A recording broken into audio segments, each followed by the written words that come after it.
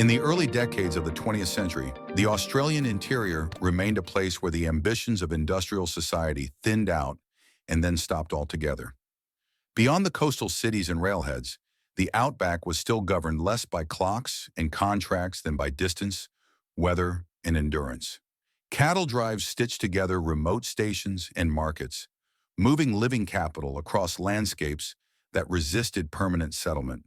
It was within this harsh economic frontier, shaped by pastoral expansion and colonial extraction, that a young woman named Mona Dunn found herself abruptly removed from the structures that were supposed to keep her alive.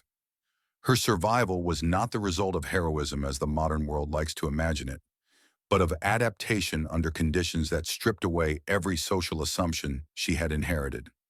Mona Dunn was not an explorer, nor a trained survivalist, nor someone seeking isolation. She was part of the ordinary machinery of rural labor that sustained Australia's pastoral economy in the interwar period. Cattle drives were grueling operations that depended on coordination, hierarchy, and routine, yet they also tolerated a level of risk that would have been unthinkable in industrialized urban spaces. People disappeared in the bush with alarming regularity, and the system absorbed these losses quietly. When Mona was separated from her group during a drive through the arid interior, it was not marked as a crisis of civilization, but as a misfortune of logistics. By the time her absence was noticed, distance and assumption had already sealed her fate. The desert did not announce itself as an antagonist. It revealed its danger gradually, through absence rather than attack. Water sources marked on maps had dried up. Paths faded into indistinguishable scrub. Heat erased urgency by draining strength until even panic became an unaffordable luxury. Mona's initial response followed the logic she had been taught. Wait, conserve energy, expect retrieval. That logic was grounded in trust. Trust in employers, trust in schedules, trust in the idea that systems correct themselves. As days passed and no one came, that trust collapsed, and with it the framework of modern dependency she had unconsciously relied upon. Survival in the desert demanded a different intelligence, one that colonial society had long dismissed or ignored. Mona had grown up on the edges of settler culture, close enough to hear fragments of Aboriginal knowledge but far enough away to never be taught it formally. Now those fragments became her only usable inheritance. She began to read the land not as empty space, but as a coded environment, where subtle changes in vegetation hinted at underground moisture, where animal behavior marked time and direction, and where movement itself had to be rationed as carefully as food. The desert did not reward effort, it rewarded restraint. Hunger reshaped her perception of value. Items that once defined comfort or identity lost their meaning, while overlooked resources became central to survival. Roots, seeds, insects, and small animals formed a precarious diet that demanded patience and precision.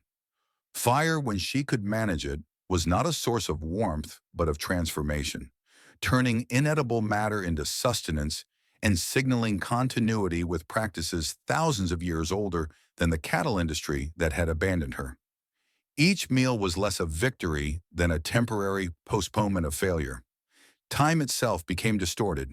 Without clocks, schedules, or external demands, days stretched and contracted unpredictably. The desert imposed its own rhythm, dictated by temperature and light. Mona learned to move in the early hours and remain still during the most punishing heat, a pattern long perfected by indigenous inhabitants, but alien to industrial labor norms that prize constant productivity. In this enforced stillness, survival became as much psychological as physical. Isolation threatened to erode purpose, and memory became both refuge and danger, comforting when it preserved identity, destabilizing when it reminded her of everything that had disappeared. What sustained Mona through months of deprivation was not hope in rescue, which faded early, but the gradual construction of a new relationship with her environment. She stopped treating the desert as an enemy and began engaging it as a system with rules that could be learned.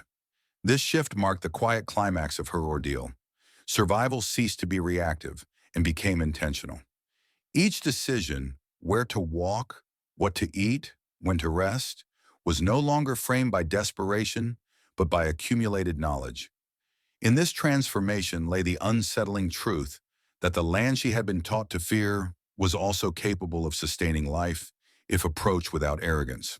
When Mona was eventually found, emaciated but alive, her survival was explained away as exceptional luck or personal toughness. The deeper implication was largely ignored. Her endurance exposed the fragility of modern systems when removed from infrastructure, and the enduring validity of indigenous knowledge that colonial society had marginalized while expanding into unforgiving terrain.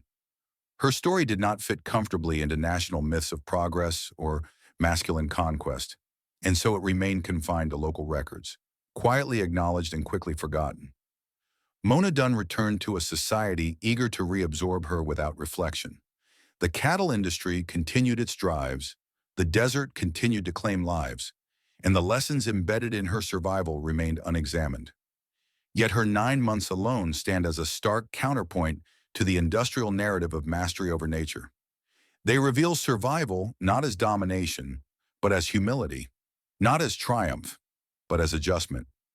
In a world increasingly shaped by systems that promise control and predictability, her experience remains an unsettling reminder that endurance often depends on knowledge that progress chooses not to remember.